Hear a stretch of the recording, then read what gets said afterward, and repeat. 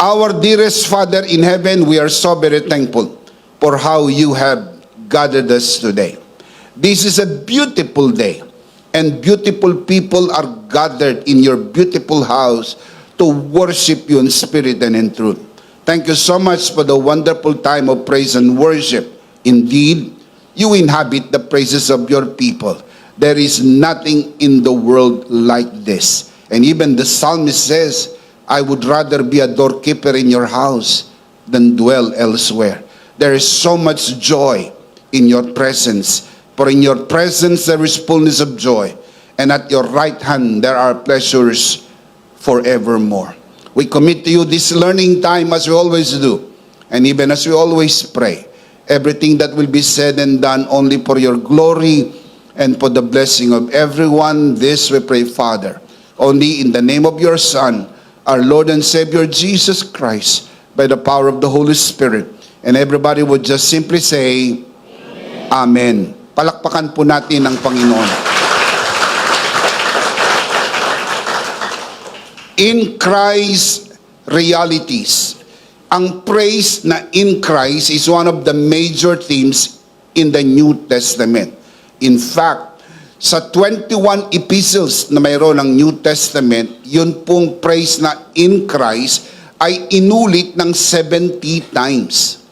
At ito po ay almost 3 mentions in every epistle. Ang epistles ay sinulat ni Apostle Paul ay 14 epistles. So kung meron 21 epistles sa buong New Testament, ang 14 po dito ay sulat ni Apostle Paul. And can you imagine, in 14 epistles written by the Apostle Paul, yun pong praise na in Christ ay 37 times na ginamit ni Apostle Paul.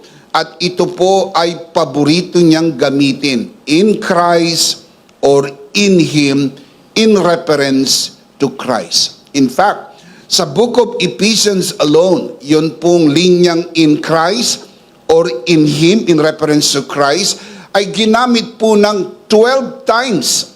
Sa makatwid, yun pong 37 times na ginamit sa buong epistles ni Paul. Ang 12 times doon ay naroon sa book of Ephesians. It means that 1/3 of that ay nasa book of Ephesians. Kaya nga po isa sa mga malaking tema ng book of Ephesians ay in Christ. Yan po ang magiging tema ng ating pag-uusap sa mga susunod na linggo. Ating tutuklasin sa yaman ng salita ng Diyos kung sino tayo kay Kristo, anong naipagkaloob sa atin dahil tayo'y na kay Kristo, at ano ang magagawa natin dahil tayo ay na kay Kristo. Sapagkat ang pinakamagandang pwesto at ang pinakamahalagang posisyon mayroon sa buong mundo ay tayo ay na kay Kristo. Palakpakan natin ang Panginoon. Praise God. In line with this, in Christ's realities, today we are going to talk about God's love. So today, we are going to discuss about in Christ, we are perfectly loved by God. Dahil tayo ay na kay Kristo, mahal na mahal na mahal tayo ng Diyos. Amen? Do you want to learn this? I'm sure we all want to learn God's perfect love for us all. Not just love, but perfectly loved by God. God is perfect, and His love is perfect, and He loved us perfectly. Of course, as we always do, sanay na po kayo, at the end of this message, we will do the life application. So the question is, do you know how much God loves you? Again, do you know how much God loves you? The truth is, you don't. There is no way this limited peanut brain can fully understand how much God loves us. Hindi po natin kayang ilulan sa limitado nating kaisipan at maunawaan kung gaano talaga tayo kamahal ng Diyos. Ang limitado po nating kaunawaan tungkol po dito ay naayon lamang sa limitasyon ng ating kaisipan sa pag-unawa ng kanyang salita. Kaya kung wala po ang salita ng Diyos, wala po tayong kaalaman tungkol sa pag-ibig ng Diyos sa atin. Our understanding of God's love comes solely from the Bible. Without it, we would not know His love for us. The truth is, God loves us perfectly. So the question we need to ask is this: what makes God's love for us perfect? Kung ang Diyos ay perpekto, at ang pag-ibig ng Diyos sa atin ay perpekto, paano naging perpekto ang pag-ibig ng Diyos sa atin? Let me give you 7 points on this truth. Number 1, God's love is personal. Kapag sinabi po ng Bibliang mahal tayo ng Diyos, ito po ay isang personal na pag-ibig. God knows and deeply cares for each of us, even before we were born. Psalms 139, verse 13, following verses, the psalmist writes, "For you created my inmost being. You knit me together in my mother's womb. I praise you because I am fearfully and wonderfully made, and your works are wonderful. I know that full well." Ang Diyos ang gumawa sa atin, kaya maganda ka sa harap ng Diyos. May mga tao pong hindi maganda ang ugali, kaya pag tumingin sa tao, hindi magandang tumingin. Ang totoo, hindi ikaw ang problema, sila ang problema. Dahil kung pangit kang tumingin, pangit ang nakikita mo dahil pangit ang tumitingin. Pero kapag maganda kang tumingin, walang pangit na ginawa ang Diyos. Lahat ng ginawa ng Diyos ay maganda. How do we know that for sure? Look at the verse. I am fearfully and wonderfully made. Sinabi ng Diyos, you are wonderful. You are beautiful. Believe God, you are beautiful. Sabihin mo sa iyong katabi, you are beautiful. Praise God. Amen. Walang pangit na ginawa ang Diyos. Walang pangit. Lahat ay maganda. Sapagkat ang gumawa sa iyo ay ang Diyos. Can you say amen? Look at verse 15. My frame was not hidden from you when I was made in the secret place, when I was woven together in the depths of the earth. Your eyes saw my unformed body. All the days ordained for me were written in your book before one of them came to be. Very personal, isn't it? Ganyan ang pag-ibig ng Diyos sa atin. Napaka-personal. Hindi ka pa naipapanganak. Hindi pa nabubuo ang iyong katawan. Nakita ka na ng Diyos. Hindi mo pa naihakbang ang hakbang ng iyong mga buhay. Ang lahat ng hakbang ito'y isinulat na sa aklat para sa iyo. Sapagkat maganda ang plano ng Diyos sa iyo. Hindi ka aksidenteng na ipanganak sa mundo. Nilayo ng Diyos na ikaw ay ipanganak dahil sa iyong buhay, nais ipakita ng Diyos kung gaano kanya kamahal. Palakpakan natin ang malakas ang Panginoon. Praise God! Merong isang mag-asawa ang nagkaroon ng 4 na anak. Ang pangalan ng kanyang 4 na anak na lalaki ay Matthew, Mark, Luke, and John. Masayang mag-asawa sapagkat meron silang 4 na anak na lalaki. Nagkasundo sila na hanggang doon na lamang ang bilang ng kanilang mga anak. Sa hindi inaasahang pangyayari, biglang nabuntis uli ang kanyang asawa.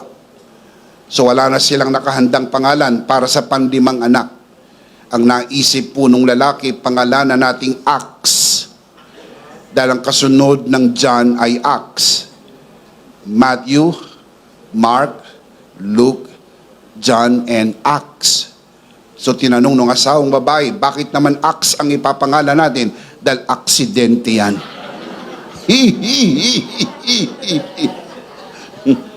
Kawawang bata, buong buhay niyang iisipin na siya'y aksidente.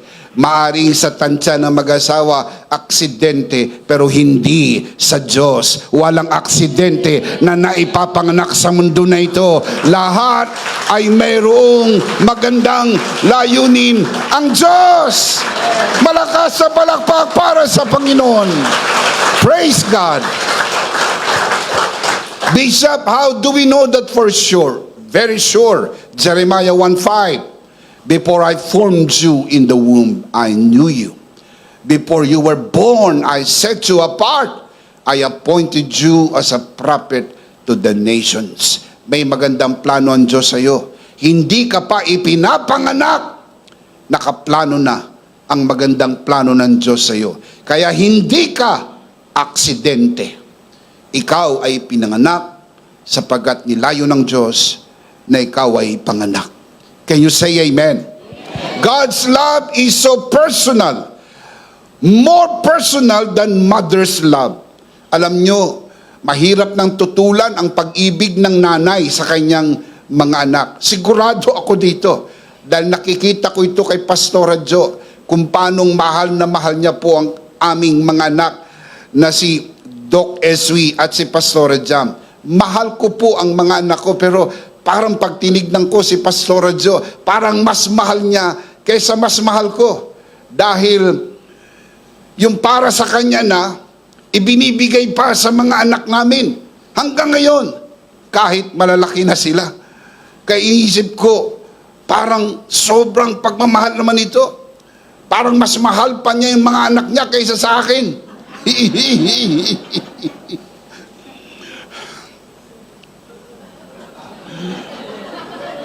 Praise God. Kumisa, iniisip ko, ganyan talaga ang pag-ibig ng ina. Nang lumabas yung aming dalawang apo, si Aiki at si Isi, natalo ang dalawa naming anak. Sapagkat wala na siyang isinubi, puro na lang sa mga apo. Niisip ko tuloy na wala na ako sa buhay niya. Samantalang nung kaming dalawa pa lang, lahat ng pera niya akin. Pero ngayon, kanila na lang. Pero okay din yun, sapagkat yun na ekspresyon ng tunay na pag-ibig ng isang ina. Pero alam niyo po ba, ng pag-ibig ng Diyos sa atin ay higit sa pag-ibig ng isang ina? I'll show you the verse. Isaiah chapter 49, verse 15 to 16. Can a mother forget the baby at her breast and have no compassion on the child she has born? Look at the next line. Though she may forget, I will not forget you. Sabi ng Diyos, though a mother forgets, God said, I will not forget you. See, I have engraved you on the palms of my hands. Your walls are ever before me. Sa ibang salin, yung walls ay picture. So, ibig sabihin, ang Diyos ay nagtatago ng picture mo sa wallet niya. Ganyang kakamahal ng Diyos. Mayroon kang picture sa wallet ng Diyos. Grabing pag-ibig to. Mahal na mahal tayo ng Diyos. Can you say amen? Amen. Even the New Testament affirms the fact. This is what John 10 says, God's shepherd-like love. Mahal na mahal ng pastol ang kanyang tupa. In fact, mababasa nyo sa Bible, tinatawag ng pastol ang kanyang mga tupa sa pangalan. So may pangalan ang tupa. Imagine kung meron kang 100 tupa, paano ka makaisip ng 100 pangalan? Madali lang yan. John 1, John 2, John 3, John 4, John 5, John 6. Peter 1, Peter 2, Peter 3, Peter 4. Peter Pan. Pero kung gaano man ka-creative ang shepherd, gusto niyang i-express ang kanyang creativity sa mga tupa na inaalagaan ng mantak mong pangalanan pa. May mga taong kilala ako, pati sa sakyan nila may pangalan. Bahay nila may pangalan. May kilala pa nga ako pati tsinelas niya may pangalan. Bakit? Kasi gusto niyang pangalanan lahat. Sa dami ng pangalan na binigay na pangalan, nakakalimutan ang pangalan ng asawa niya. Merong isang lalaki na nakahiga sa sopa. Nilapitan siya ng kanyang asawa at hinampas ng malaking sandok. Nagulat ang lalaki. Sabi niya, bakit mo ako hinampas? Sabi niya, ano itong nakita kong pangalan sa iyong bulsa? Nakalagay, Leonora. Sabi niya, huwag kang mag-alala. Yan lang yung kabayo na tinayaan ko last week. Ganun ba? Sorry Nung sumunod na araw, habang nakahiga yung kanyang asawang lalaki, pinalo niya ng pala. Sabi niya, para saan to? Sabi niya, yung kabayo mo tumawag.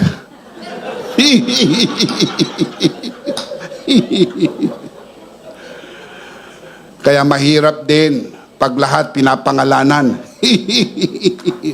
Mga kapatid, pero ganoon kamahal ng Diyos ang bawat sasadin ng kanyang palad.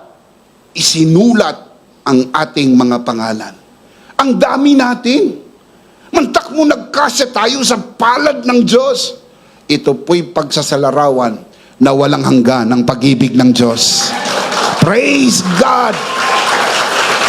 Amen! Number 1, God's love is personal. Number 2, God's love is eternal.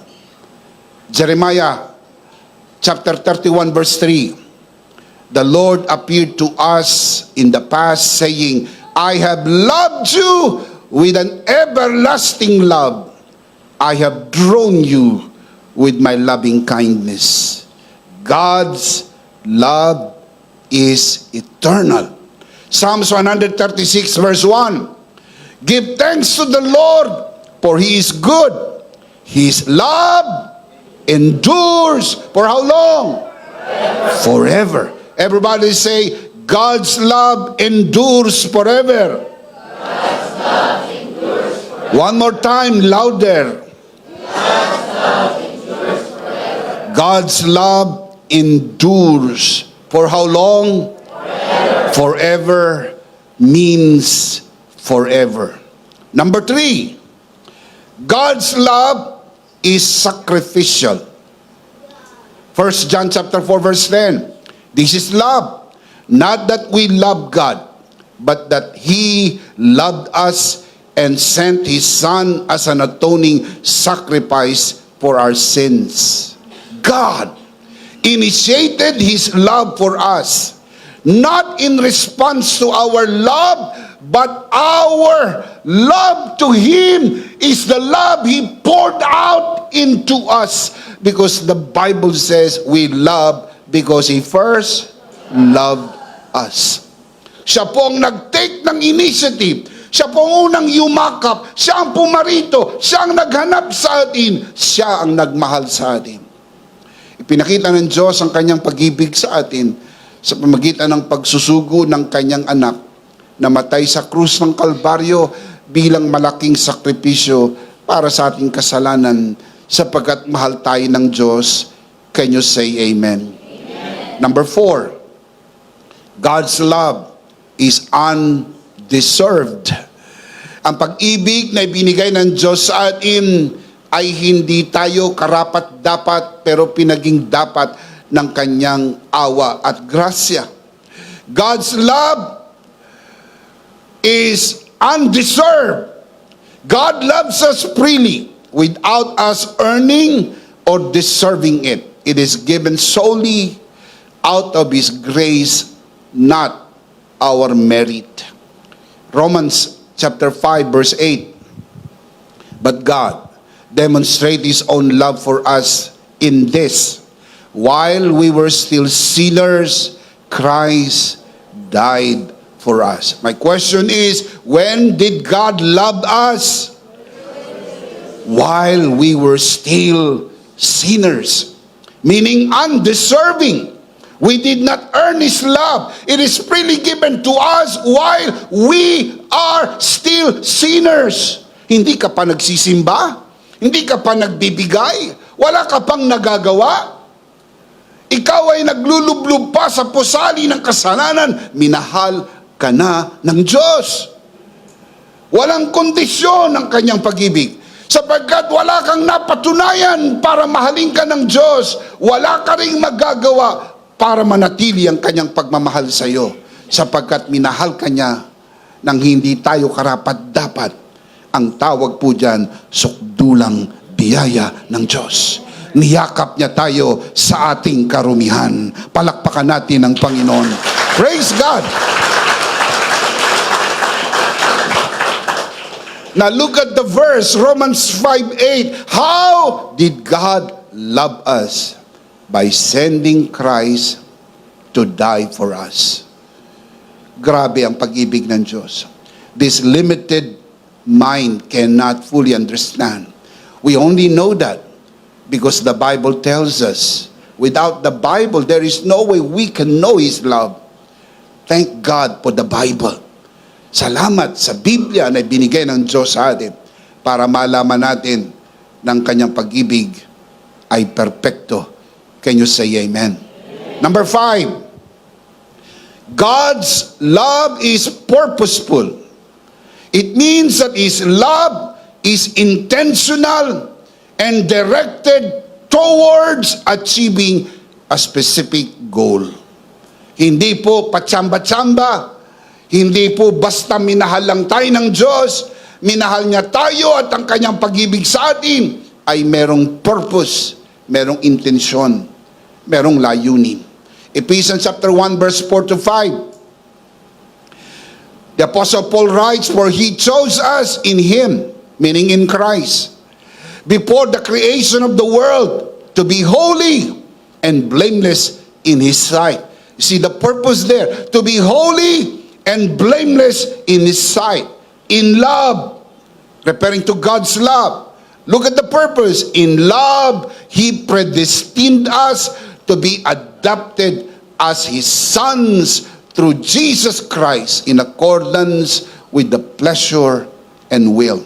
Sa kanyang pag-ibig, tayo po ay pinili at tayo po ay iniayon sa pagpili maging katulad ng kanyang anak.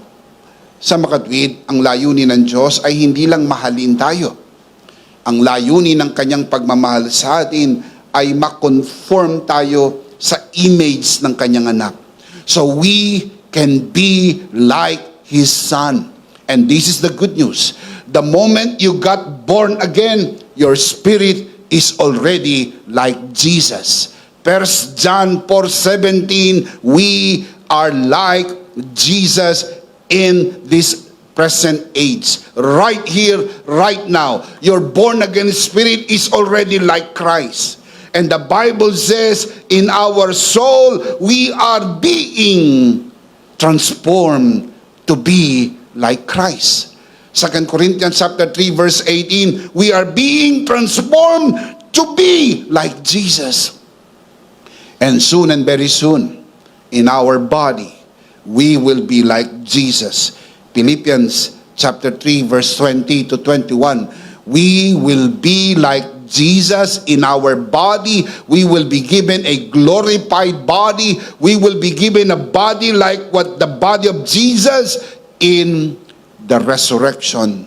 When we see Jesus face to face in the second coming. Yung mga nangamatay ng nauna, sila'y muling bubuhayin at mapapasa Panginoon sa isang bagong katawan at tayong buhay aabutan sa kanyang muling pagbabalik sa isang kisap mata. Sa huling tunog ng trompeta, tayo magbabagong anyo. Ang katawang may kamatayan ay papalitan ng wala ng kamatayan. Ang katawang may kabulukan, papalitan ng katawang wala ng kabulukan. At tayo'y mapapasa Panginoon magpakailan-kailan paman. Mapalad na pag-asa na mayroon tayo sa ating Panginoon. Shout amen! God's love is not random or accidental, but very deliberate, full of plan and purpose in our life. May planong Diyos at magandang kanyang plano. May layunin ng Diyos at magandang kanyang layunin sa atin. Can you say amen? Before the world began, God chose us to be His children and to live holy lives in His presence. His love led Him to predestine us for adoption into His family through Jesus Christ, according to His sovereign will and pleasure. Can you say amen? God's purposeful love ensures that our lives have meaning and significance in His eternal plan. Dahil minahal ka ng Diyos ng pag-ibig na ganap, sinisigurado ng pag-ibig na ito ng buhay mo ay may kabuluhan at mayroong kahulugan. Sa makatwid, habang nandito ka sa mundo na ito, mayroong layunin ng iyong buhay. Huwag kang mangamba. Hindi ka mamamatay hanggang hindi mo matapos ang magandang layunin ng Diyos sa iyong buhay. Do you understand that? Kaya hindi ka dapat matakot dahil hanggang gusto ng Diyos, buhay ka. Buhay ka. Dahil hindi si Satanas ang may hawak ng buhay mo. Hindi po ang mga doktor ang may hawak ng buhay mo. Ang buhay mo ay hawak ng Panginoon. Siya ang nagdikta ng iyong buhay. Amen! Kaya wag nating sayangin ang buhay na ito. Hayaan nating may paglingkod natin ang purpose and plan of this life. Huwag nating sayangin sa mga bagay-bagay ng kamunduhan.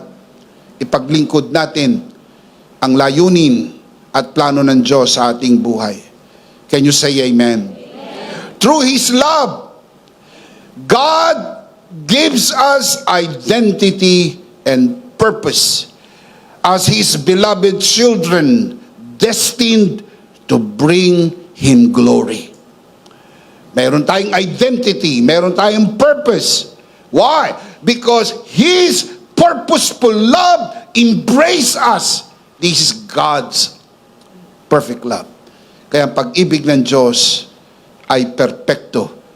Can you say amen? Amen. Number 6, God's love is transformative. Ang pag-ibig ng Diyos ay nakakapagpabago ng buhay.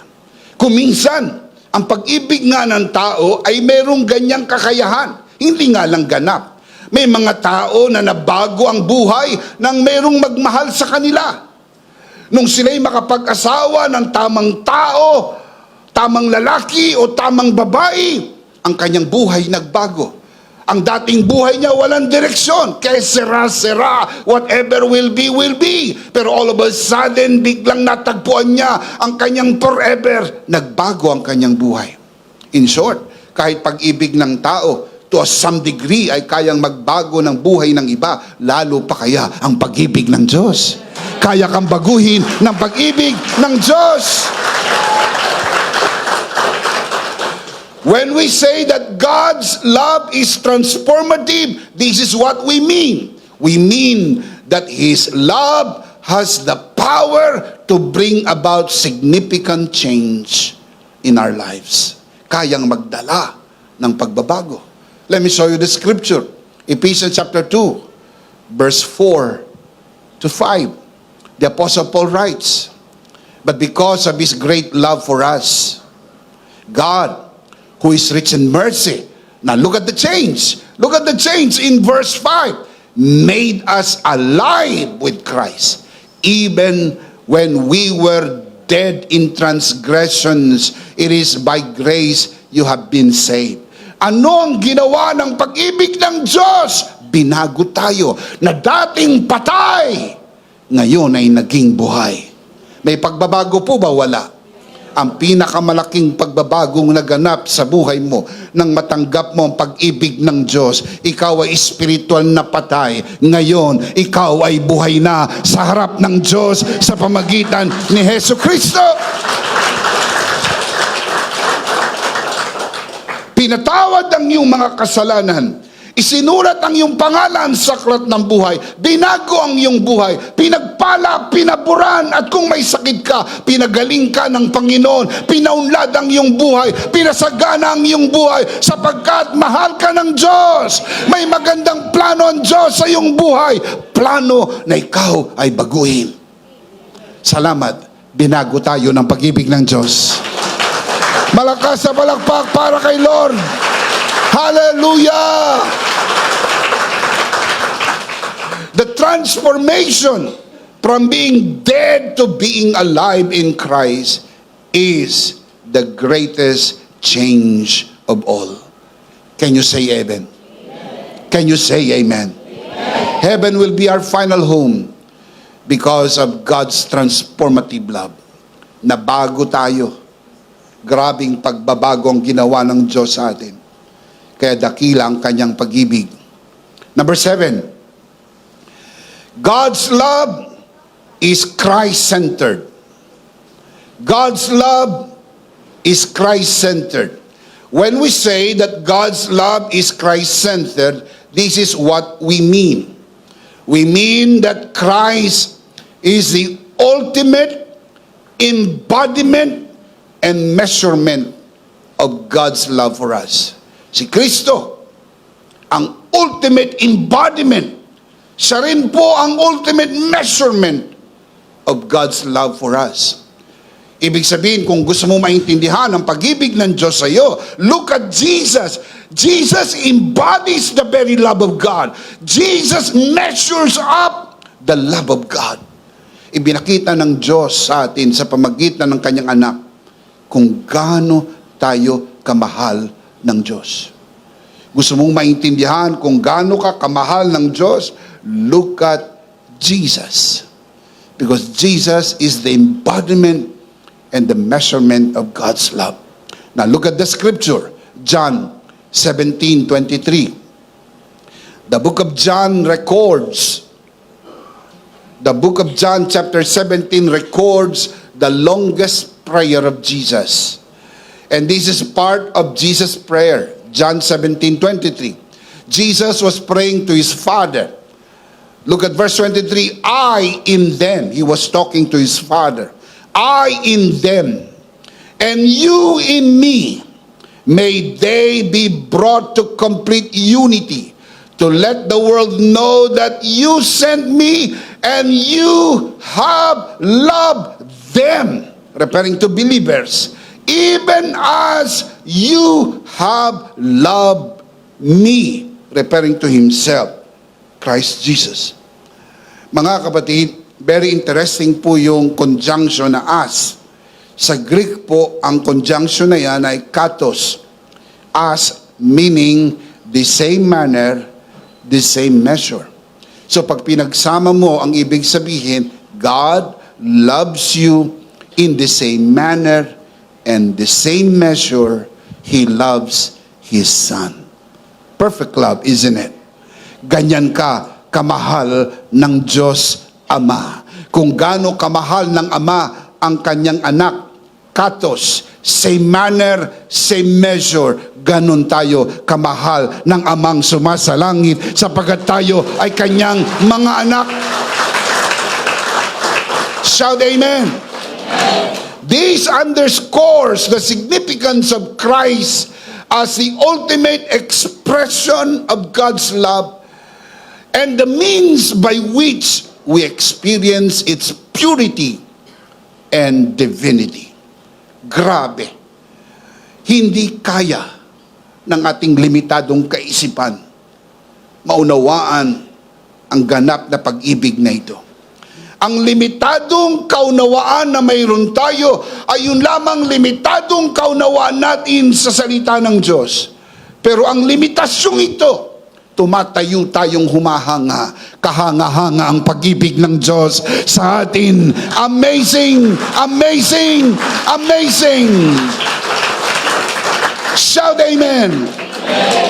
Let's see them again. What makes God's love for us perfect? Let's read them out loud. Basahin natin ng malakas, sabay-sabay. Ready? Sit up straight. God's love is number 1. Number 2. Number 3. Number 4. Number 5. Number 6. Number 7. God's love is personal, eternal, sacrificial, undeserved, purposeful, transformative, and Christ-centered.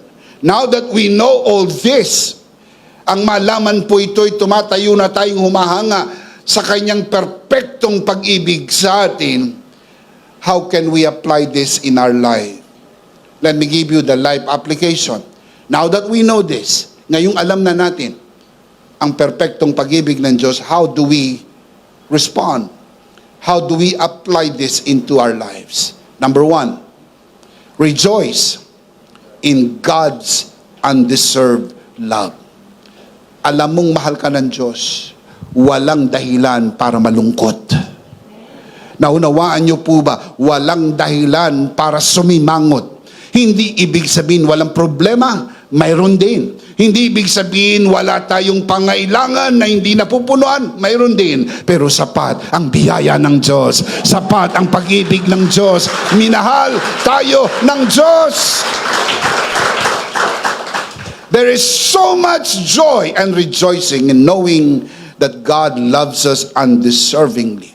He loved us while we were still sinners.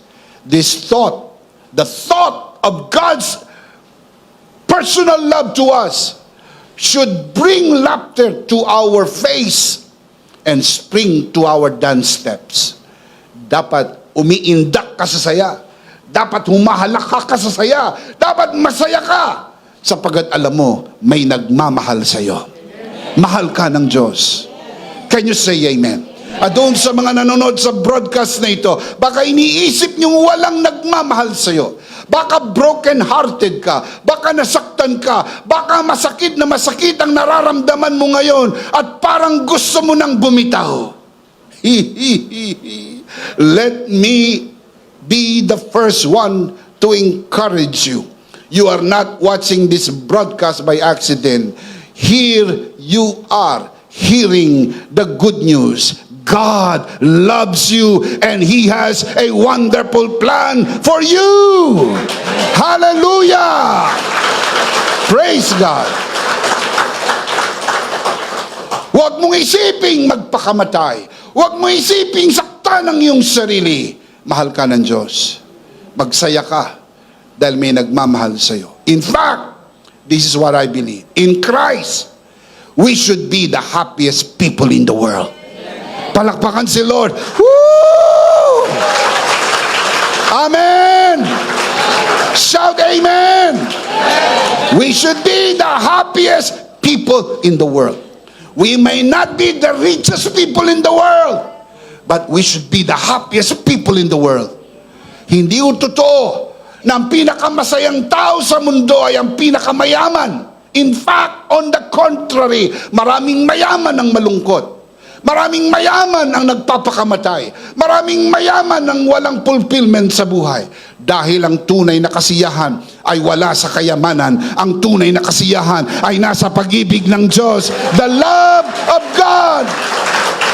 Amen. The love of Jesus is sweet and marvelous. The love of Jesus is sweet and marvelous. Higher than the mountain, deeper than the ocean, wider than the universe. The love of Jesus is so sweet and marvelous. Walang tunay na kasapatan hanggang hindi mo natatagpuan ang tunay na pag-ibig ng Diyos na kay Kristo. Sinabi na po yan ni Jesus doon sa babaeng kausap niya doon sa balon ni Jacob na nagkaroon ng 5 asawa. Ang sabi ni Jesus, babae, ang sino mang uminom ng tubig mula sa balong ito ay muling mauuhaw. Ang sino mang uminom sa tubig na ibibigay ko, referring to God's perfect love, hindi na muling mauuhaw. Alam niyo po ba kung bakit ang babaeng ito'y nagkaroon ng 5 asawa? Sapagat meron siyang hinahanap sa una, sa pangalawa, sa pangatlo, sa pang-4, sa panlima na hindi niya matagpuan. Kung hindi sila nagtagpo ni Jesus, baka kasampu pa ito. Sapagkat hindi siya titigil sa paghahanap ng kanyang hinahanap na hindi niya makikita sa tao. Ang tunay na pag-ibig ay sa Diyos mo lang makikita. Ang tunay na pag-ibig, dalisay, tapat, at sakdal, at ganap na pag-ibig. Kaya mga kapatid, lagi kong ipinapaalala doon sa mga ikinakasal ko. Napakarami ko na po ikinasal. Hindi ko na mabilang sa dami. Mantakin ninyo, nagsimula akong magkasal sa edad na 18 taong gulang.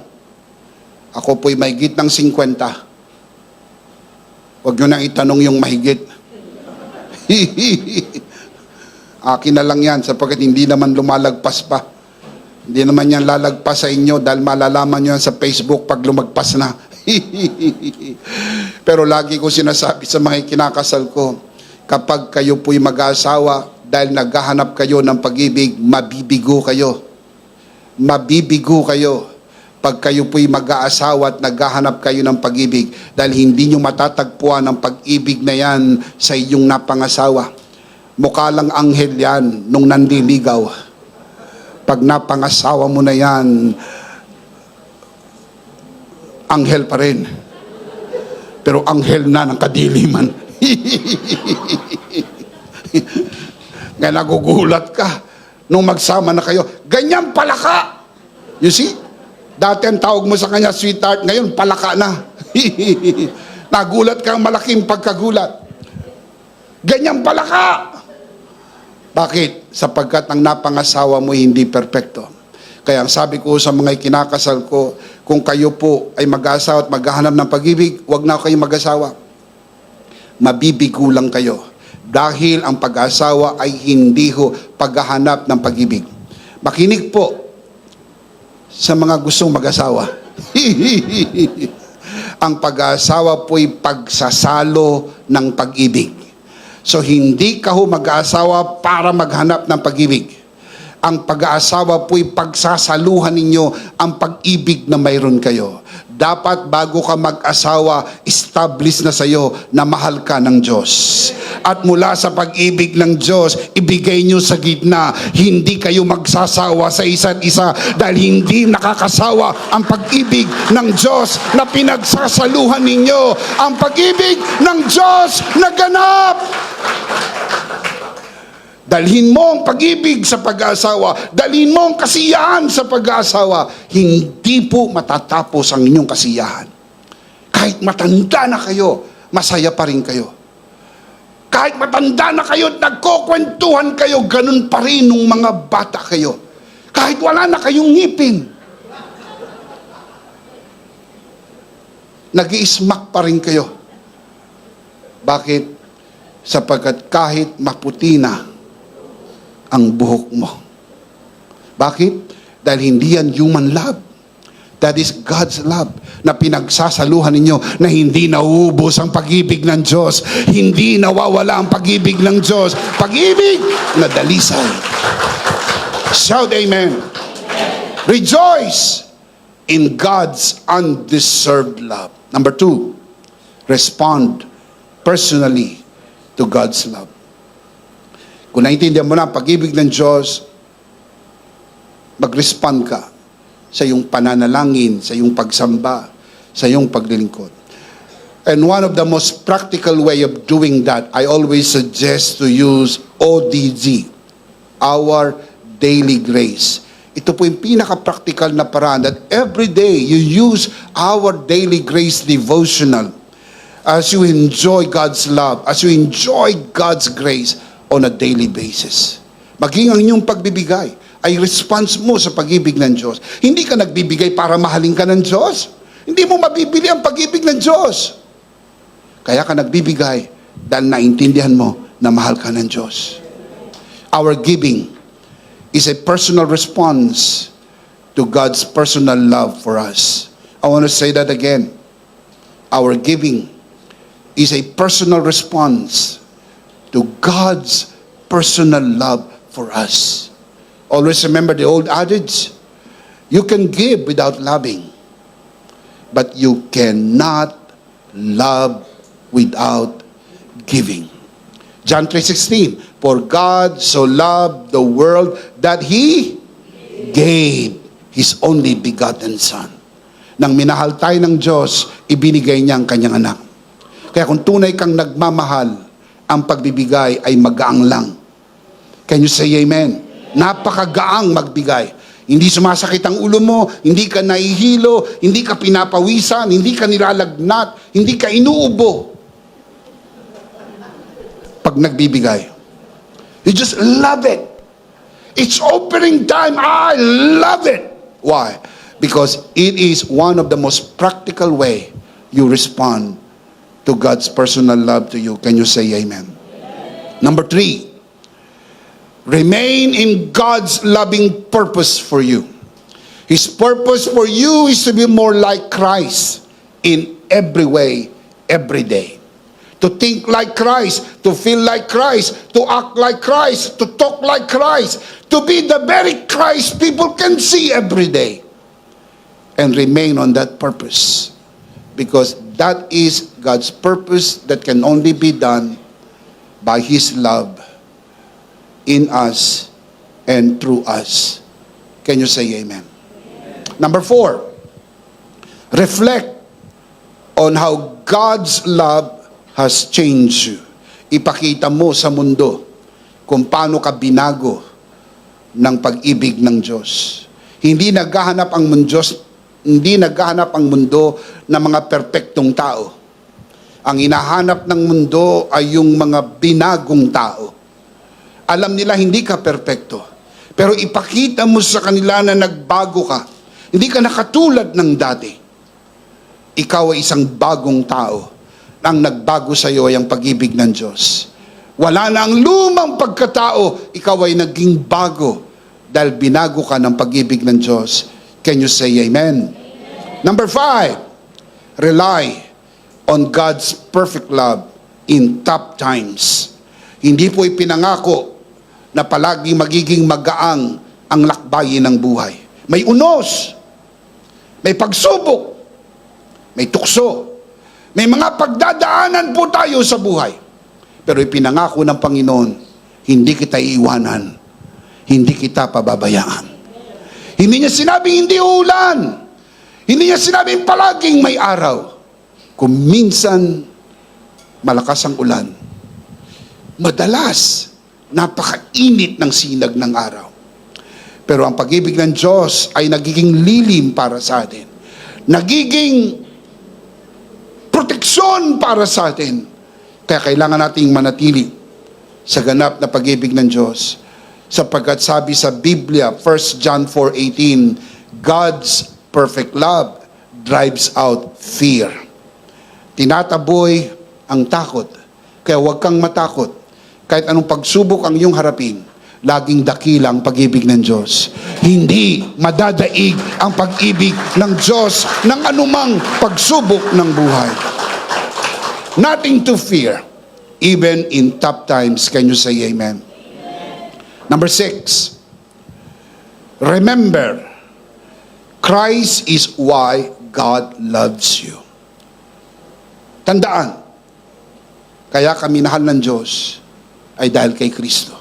Huwag maging mayabang, huwag magmamataas, Hindi ka minahal ng Diyos dahil mayaman ka. Mas mayaman ang Diyos sa'yo. Hindi ka minahal ng Diyos dahil matalino ka, magaling ka. Ang talino mo'y galing sa Diyos. Hindi ka minahal ng Diyos dahil sa iyong mga angking kakayahan. Minahal ka ng Diyos dahil sa kanyang anak. Dahil ang kanyang anak ay nasa iyo.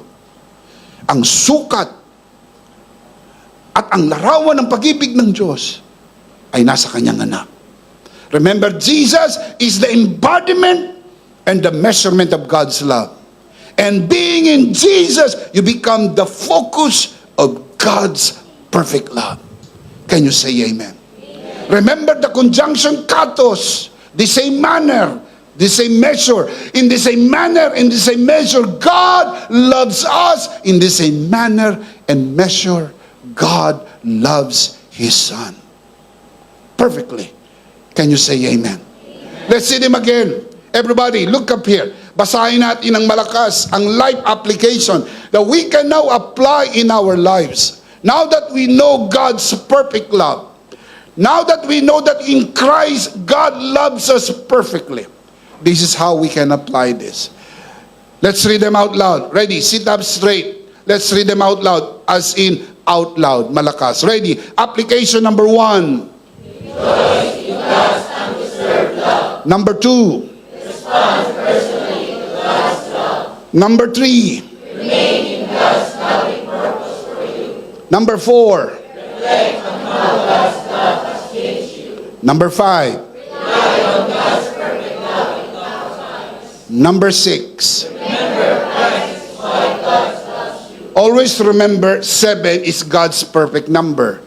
Number 6 is man's number. You can now apply this because you receive God's perfect love. We can do this because God loves us and His love is in us. Now we can love because He first loved us. Always remember to rejoice in God's undeserved love. Respond personally to God's love. Remain in God's loving purpose for you. Reflect on how God's love has changed you. Rely on God's perfect love in tough times. And number 6, remember, Christ is why God loves you. The big idea is, in Christ, I am perfectly loved by God. Do you believe that? Amen. Come on, let's say that together. What is the big idea? In Christ, I am perfectly loved. One more time, louder. In Christ, I am perfectly loved by God. In Christ, are you in Christ? Amen. You are perfectly loved. Not just loved, perfectly loved by God. Can you say amen? Amen. Of course, we do not want to end this broadcast without giving you who are watching this broadcast the opportunity to receive the love of God, to receive Jesus today, and be saved. Remember, Jesus is the embodiment. Jesus is the measurement of God's love. Receiving Jesus is the same as receiving God's love. Nais mo bang tanggapin ang pag-ibig ng Diyos? Nais mo bang maligtas ngayon ang araw ng kaligtasan? Taas natin ang ating dalawang kamay. Ipikit natin ang ating mata. Samahan po natin ang ating mga panauhin nanonood sa broadcast na ito. Kayong nanonood sa broadcast na ito, taas ninyo ang inyong dalawang kamay, ipikit ninyo ang inyong mata. Sumunod tayo sa panalangin ng pagtanggap.